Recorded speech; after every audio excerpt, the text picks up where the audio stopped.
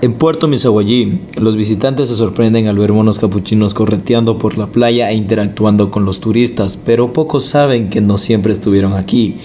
Los locales cuentan que hace algunas décadas un habitante llamado Antonio Santander, debido a que solía realizar viajes por el río Napo, navegando río abajo y adentrándose en territorio bagrani, en uno de estos recorridos trajo consigo un mono en cautiverio.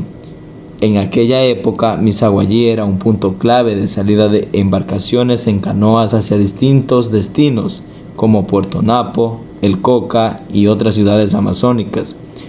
Al mismo tiempo, doña Sonia, vecina del lugar, tenía 3 monas. De la unión entre aquel mono y las monas de doña Sonia nació el primer mono en libertad de Misaguallí, conocido como Peco, siendo este el inicio de la población de monos capuchinos que hoy es parte esencial del encanto turístico y cultural del lugar. Desde entonces, la población creció hasta convertirse en parte inseparable del paisaje. Hoy, los monos son anfitriones del lugar, símbolo de Misaguallí y uno de sus mayores atractivos turísticos, que personas de todo el país e incluso fuera de este llegan para poder conocerlos.